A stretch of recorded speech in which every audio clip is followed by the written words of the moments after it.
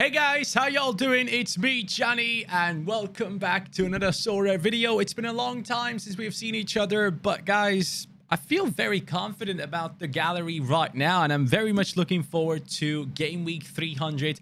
As you guys can see in the background, we have a bunch of Turkish teams being brought onto the platform. Really happy to see every single big club pretty much being involved in Sorare now. And honestly, I have seen a lot of negative sentiment on Sorare lately. I've seen a bunch of big galleries selling off. I've seen a lot of basically people panicking, I guess, which if you feel in any sort of way that you are overexposed on Sorare and you don't like where the platform is going, hell yes, go ahead, sell up and get out of it. That is always the thing to do. There's always more important things to spend money on. But if this is something that you do on the side and you're just doing it for fun and you're really enjoying the product, maybe this is a buying opportunity as most people panic. And that is something that I have gone into, and I genuinely will be trying that. This is the last time that I actually deposit more and more onto this platform. I just can't bring myself to stop. I just love it too much.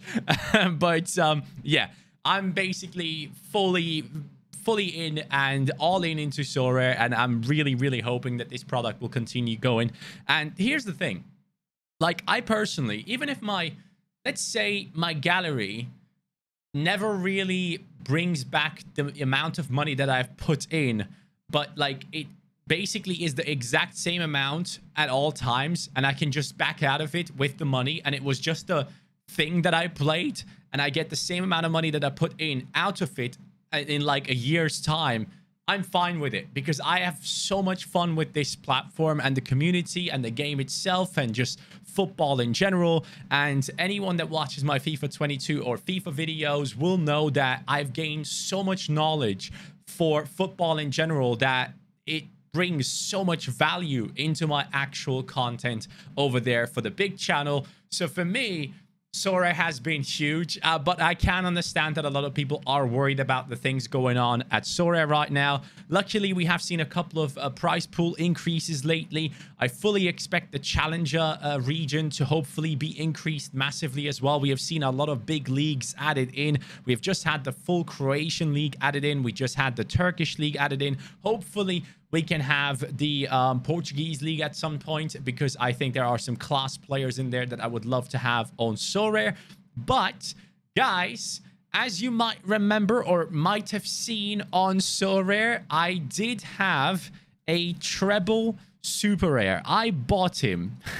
This is the most painful thing I've experienced on Sorare. So I bought treble super rare for I believe 1.2 ETH. Right after me, someone bought him for 1.4 ETH, which was Zenoob right here. And in the game, a day after we both purchased him, he went ahead and got himself a shoulder injury in like the 30th minute. Played on for another like 15 minutes up until the halftime. Got 60 points in that game in one half. And then in the news, it came out that he had to be operated upon, and he is basically gone until 2023. I basically lost half of my value on him, or at least 0.5 ETH. I did back out of it. I did ask a lot of people, hey, should I go ahead and sell this guy for less now? Do I take the cut and take my losses and run with it? And a lot of people have been saying the right thing, which probably was to remain patient and wait for him to come back after the World Cup is done. And at that point, hopefully around January time, he'll be healthy and able to play again. And then he would be one of the best assets once again to have in Challenger Europe if he can come up with the same types of performances. And I 100% will keep an eye on treble. I definitely would like to pick him back up again at some point, but I have gone ahead and I have made a couple of trades and I have brought in a couple of new players into the club due to the restructuring that I've been trying to pull off. Now, as you guys might have known, we have brought in Unastal and Small. I've also had brought in the likes of Del Croix. I believe that was over there in the last video.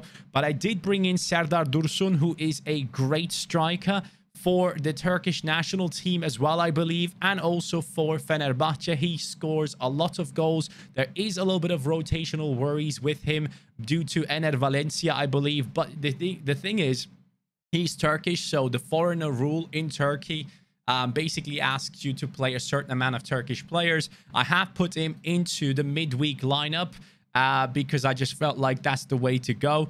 I wanted to have a little bit of exposure to Fener because back in the day, I used to be a Fenerbahce fan, so I want to buy a couple more Fener players and support them again in Turkey and get reconnected with my roots of where I started watching football. So for that reason, Serdar Dursun came into the squad. This is my lineup for this midweek. We actually have a full lineup.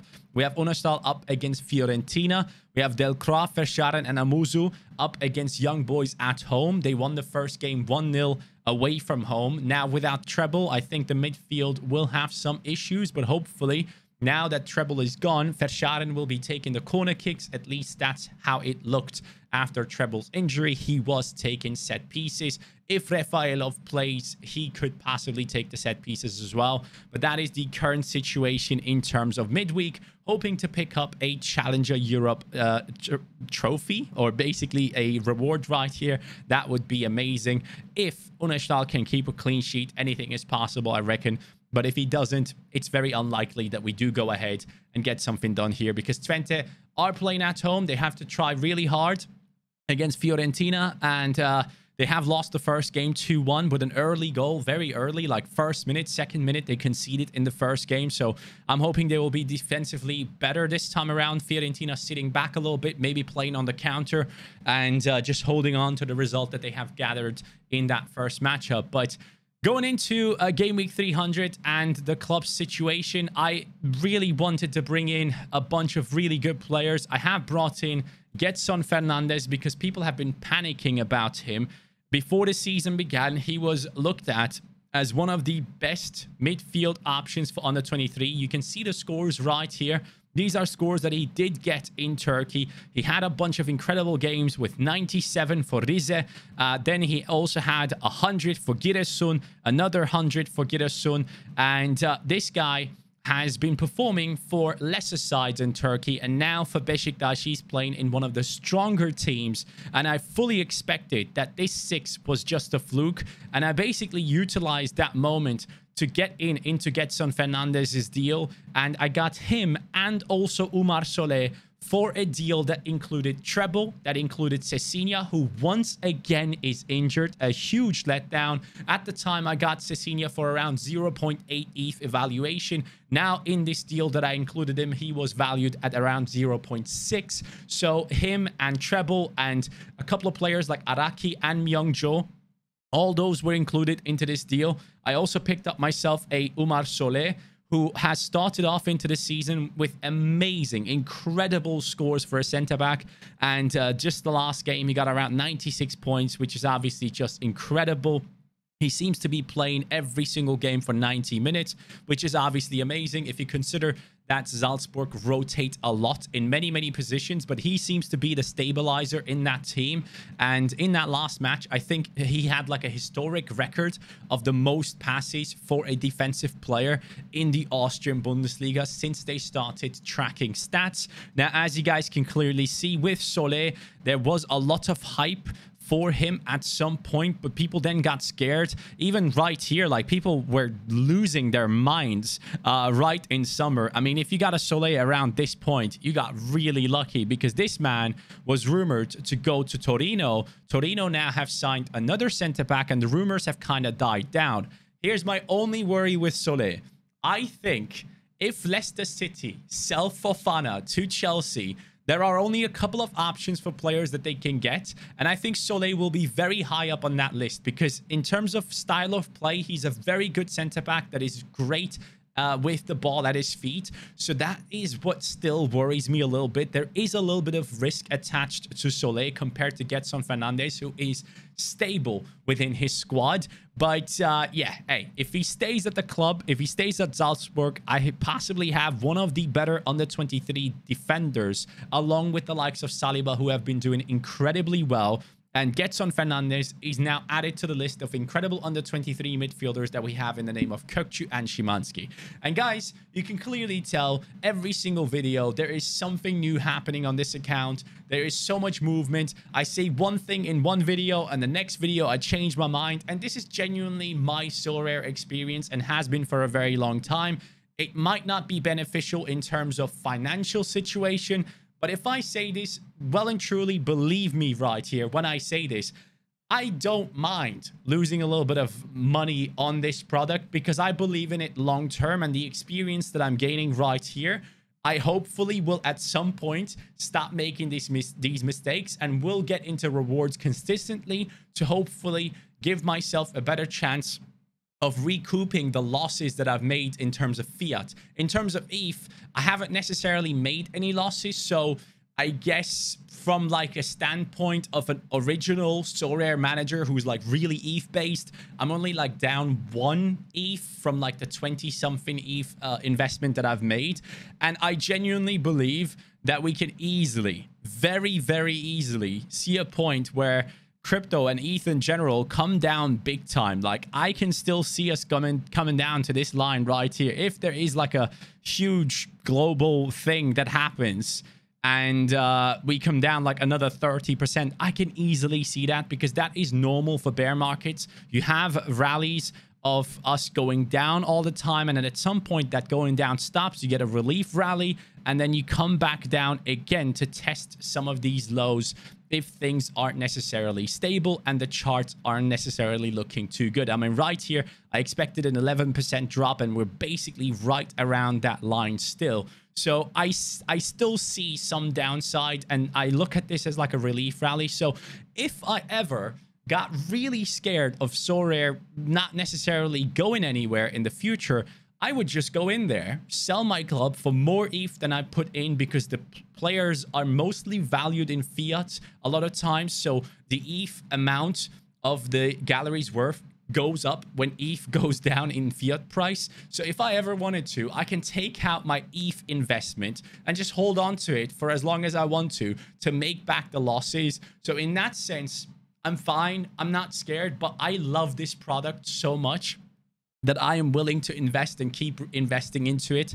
And, you know, it really genuinely helps me with my FIFA content. And that is a value that you can't really put on this. So I would argue at this point, like a month's income easily is influenced at least by like 30% by the knowledge that I'm gaining about football worldwide through Sorare. So it has a different value to me as well, where I reap in the rewards somewhere else. But then I also went in and got myself Delcroix super rare, and I got a really good deal on this one, luckily, in my opinion. In terms of super rares, as you guys can see, in terms of ETH right here. So he has been selling for around 0.9 before the season necessarily began properly. And his latest sale was 1.2 ETH. I got him myself for 1.1, which I'm very thankful for. I believe it was Mufasa who got that deal through for me. I like this kid. And the main reason why I like this kid is because they have a good goalkeeper in Van Krombrugge. They have a good defensive leader in Hood, who is in that center-back position, the central one. Delcroix plays on the left center-back position, which means he gets more forward. And that means he has a bunch of possessions lost. And with the new matrix, hopefully that will affect his highs in a very positive way.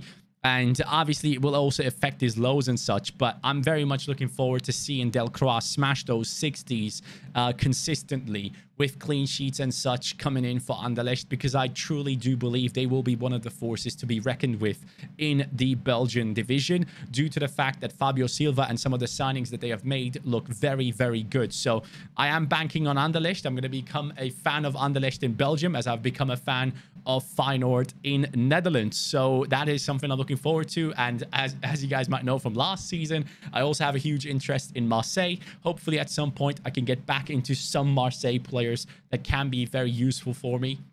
I've seen that Eric Bailly has just signed with Marseille, so that is quite interesting as well. But yeah, I did cut my losses on the treble And I wanted to bring in a very good contingency of players for Challenger / under 23. And you can see that in the upcoming week's lineups. If you look at my lineups right here, let's begin with All-Star Rare Pro. This upcoming week, for game week 300, we're going to be using Miguel Vargas as a goalkeeper because Kashiwa is the opponent of Tokyo. Last time around, they played really well against them. They had really good scores. I think they had a clean sheet, so Slovak could have been an option right here. But my worry is that Kashiwa and the attack looked very good the last time I watched them, and it scares me that one time where they got a 0-0 result at home, I believe it was at that point in time, this game is going to be away. I don't think that's going to repeat, so that is why I didn't go for Slovak. I went for Miguel Vargas in goal, who has a better matchup technically. Then we have Masato Morishige, who had an amazing score against Kashiwa last time. I still can see him getting at least like a 60 if things go well. Hopefully he picks up his good form again. They were missing their coach for the last couple of weeks. He had to do something due to familiar reasons. He had to go back to like Spain, and he's back now, which is good to see. Boubacar Kamara against West Ham. Technically, on paper, Aston Villa have a decent matchup there. They are playing at home, so hopefully I can get at least like a 50-point game out of him here, which then results in like a 65-point game for the All-Star Rare Pro team. Acosta at home against, I believe, against Columbus Crew. There you go. That's the matchup.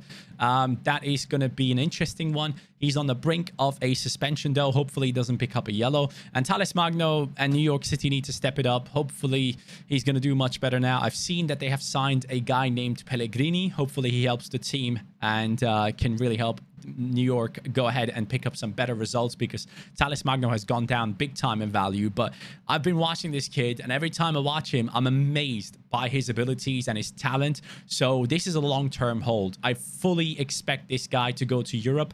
Ideally, I would love to see him go to like a team like Ajax, obviously, because if Anthony goes, or if Gakpo goes and leaves a team like PSV, or Ajax loses on Anthony, I genuinely think this guy could be a very good option for those types of teams, because he only came in for like 6-7 million euros. They can easily pay like 15 to 20 for someone like him, I believe, and you know, make a big signing like that. But that's just a dream of mine. Obviously, that's just me talking about my hopes and dreams. All-Star, we have a very, very good lineup, in my opinion. We have the combination of Unestal and Small against Volendam away from home. I do expect a good matchup there for them. Then we have Sasaki, who has been the GOAT of this account lately. Gil goes into the team as well against LA Galaxy. It looks like that matchup is very favorable for him. These upcoming 3 games could be very huge in terms of Gil's usage, because he's playing at home 3 times back-to-back. So they could build up a good contingency of games there, which I'm excited about. And then Daizen Maeda, who has been very good in the last 2 games, recovering from bad-ish performances and proving himself once again for the starting lineup. He is up against Dundee, who are 11th in the Scottish division at the moment as things stand. So I fully expect this lineup to be very, very competitive and hopefully get us some rewards there. Then, though, we are going into the most exciting lineups, the under-23s. I genuinely think I've put up an amazing team in the under-23s, and I'm very much looking forward to seeing how things go. And on paper, this team could smash. We have Osaka against Cerezo Osaka. That is going to be an interesting matchup. They could concede in that one, but then again, away from home, Sanfrecce might play a little bit deeper and not attack as much and go after the result. They have been doing well lately. Delcroix up against Royal Union Saint-Gilloise, or Gilloise, or however you say that name. That's a tough matchup based on last season performance from that team, but I do think that Anderlecht and Delcroix could do really well in that game if they are defensively solid. Orkun Kökçü up against Emmen. That is the matchup that I was looking for. And Beşiktaş up against 15th in Sivasspor. Getson Fernandes could do incredible things in that one. I could easily see him get an 80-point game in that one based on just AA and possibly even with a decisive coming in. And Jesus Ferreira up against Real Salt Lake with the new goalkeeper, I believe, Ochoa, now playing for Salt Lake. Dallas at home tend to be pretty strong. Last game they lost without Jesus Ferreira 4-0. He was suspended, so hopefully with him coming back, this lineup can be very good. I do feel like, though, ideally, I need to have an under-23 attacker from Europe as well, and that is something we hopefully will work our way into. And we'll see how that goes. And then for the under 23 regular rare, we have Osako, Sole, Saliba, which that 3 really excites me. Szymanski again for Feyenoord against Emmen. And then Brenner up against Columbus Crew at home. I might even have even more faith in this lineup, to be honest with you. I really, really like my under 23 lineups for the upcoming game week. I'm very excited. And for the casual, we have this lineup right here. But yeah, guys, like, you are listening to a Sorare player that hasn't won anything since that 1 or 2 week span where I've done extremely well. And I thought, oh, I figured out Sorare. And now you're listening to someone who has, on paper, a huge fiat loss on Sorare, which I haven't obviously realized. I haven't sold so that I realized that loss. But technically on paper, we are down a lot. But I'm still enjoying this like day one. I'm still enjoying it more than day one, actually. If a game week doesn't go well, yes, it sucks. It pains me. But at the same time, next day comes around, I'm like, oh, you know what? Next game week is about to start. Let me look into my teams and all that. So I just love Sorare as a product. And I will be making a video about what Sorare is and like kind of make a video that maybe makes things a lot more easier for people coming into Sorare to understand what the hell is going on and what it's actually about, because it can be very scary looking at Sorare from the outside. The onboarding page, like the main page that you get into, doesn't really explain too much. Like it's not good enough. They need to do a much better job with the onboarding of new users coming onto the platform and making them understand the game. I personally think Sorare desperately needs to go ahead and have a page with videos that are included on the page itself for any new user coming in. So I need to do my best to go ahead and come up with a video that will take a lot more effort than these sit down and talk types of videos. But I really want to make that video. I've had that idea in my mind, and I genuinely think it will be something that explains Sorare in the best way possible to people, that I can go ahead and explain it to them. And nothing like giving tips and like, oh, you should do this, you should do that. It's more about what Sorare is about and how it brings enjoyment to your life as a football fan. So that is something I want to do in the upcoming days and weeks. So hopefully we can get that video out for people to kind of, you know, have that onboarding process and understand what this product is about. But yeah, I'm generally very excited about Sorare itself. And yeah, man, I've been in contact with a couple of people. For example, Sorare France, one of the new absolute whales coming onto the platform. This guy is such a legend. Basically, what happened was this guy came onto the platform and just started buying things like crazy. And everyone's like, oh, who's this guy? And then I just went in. I looked at his Discord. I just messaged him. I was like, hey, dude, what's up? Like, how come you got into Sorare? Because I was excited, right? I wanted to know, like, oh, a new whale. Let's see what goes on here. But this guy, if you look at it, he has like 2 Messis. He has a Neymar. He has 3 Mbappes. He has just gone all in. And I messaged him at the time and I was like, hey, my friend, you have an amazing team when it comes to rares, but you can only play so many divisions. You should, with your budget, you need to get super rares. So I'm in contact with him. He's a really, really great guy. I wish him the best. I'm actually extremely excited whenever he plays his lineups, because he's a new guy coming in. I try my best to give him any tips if I have any. And yeah, he's looking very good in terms of his performances lately. Game week 298, he managed to pick up a tier 0 in Champion Europe rare with possibly the most overpowered team ever. But yeah, I was very excited to be able to be in contact with him, because he's basically living my dream. He's like going in and just throwing money at it, getting the best players and putting up the best lineups possible. And already at a 23% winning lineups percentage, which is obviously amazing. But it's just great being able to talk to people like this. And that's one thing that I personally really love about Sorare. Like, I love the fact that the community is such a nice one. And yes, I understand there are a couple of people out there that are negative Nancy's all the time, that like to hate on Sorare all the freaking time, that are very vocal about their opinions. And yes, they have a couple of really good points, but the way that people sometimes try to get across these points is just awful, and it's just not good enough. Like, people are behaving like little children, and when I look at their accounts, these are people that are like 30+ years old. Come on, guys. Like, get these points across in a proper way so that Sorare can go ahead and actually improve upon things. And hopefully they will do so. Lately, they have increased rewards pools for a couple of things that were very much necessary. And hopefully they will continue to do so in the upcoming game weeks. If we look at the upcoming game week here in All-Star, how many rewards do we have in total? We have 725, which is a huge number. We have 10 star rares there. I like that. Under 23 rare pro, how much do we have here? 60. And under 23 regular, I'm assuming 150 or something. 280. That's not bad, you know. I like that. So yeah, I'm excited about Sorare in general. I'm still 100% into the product, and I can't wait to watch these games. And I also am very excited to watch these games right here tomorrow. So that should be a lot of fun. But there's the update on the account and my thoughts on what is going on. I really hope you guys have joined my Discord. It is in the description down below. If you haven't signed up for Sorare, use the link in the description. If you buy 5 cards off the market, you'll be given a free limited. You have to buy them off the auction market, though, so keep that in mind. And yeah, you have to sign up immediately after using the link as well for it to register, I believe. But man, I'm excited. I can't wait. This season has just begun. I'm fully aware I haven't been too successful, but I genuinely do think now that we have a very, very good amount of players when it comes to like under 23 and such. So let's just do this together as well. Let's take out these teams and just put together new squads together.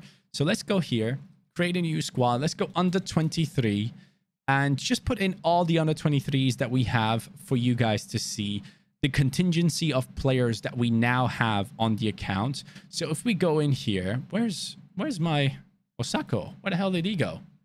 What the hell just happened here then? Why did he disappear? What? Hold on, let me refresh the page here. I kind of wanted to showcase you guys what we have available, but I guess it's not going to happen. Interesting. Okay, that might be a little bug. But let's go into my club and go for rare, super rare, and then SO5 League under 23. So under 23 is the place I'm very much excited about. Like with Osako, obviously, ideally, you don't want to have the same goalkeeper twice. But vertical stacking is fun. And at least it allows me to kind of look at one matchup only and focus on that. So I like that here with Osako. Possibly at some point, we should be getting another under 23 goalkeeper. Ideally, that's what we need to do. But ideally, I would love to win one. But yeah, we have Osako in goal. Then for the defense, we have the likes of Solé, Delcroix, Camara, Saliba. Saliba and Solé, incredible. Delcroix is a super rare. Very, very good so far. And when we go into midfield, that's where I genuinely feel like we might be strongest with Getson, Kirkju, Szymanski, Verschaden. If he starts performing a little bit better as well, we have really, really good options there. And forwards, yes, only American ones so far. That is a position that we need to improve upon before even possibly thinking about replacing Osako with a different goalkeeper as well. But obviously, once the Japanese season is over, we will have to go ahead and have a player for these matches in the European game weeks. But we have 300, 302, 304, 306, which is fine. And then 308, that's a big cutoff right there. That will possibly hurt us. So if we go into lineup builder here, let's check out what we have in 308 for under 23. Do we have anyone else playing? Oh, no one is. Oh, no, yeah, there are people playing. So, yeah. Up until that point, we have to sort things out. The MLS boys are also not playing. So up until that point, we need to make a couple of additions into the club. So let's keep 308 in our minds. It's not too far away. It's just game week 300 coming up now. But I'm very happy with how things are going on Sorare. Obviously, keep adding to the account and keep adding players. But yeah, man, I'm excited. I hope you guys are as well still. And hopefully that video that I have in my mind can come across really well for you as well. But yeah, that's me done for today. Have a good day, guys. Take care and peace.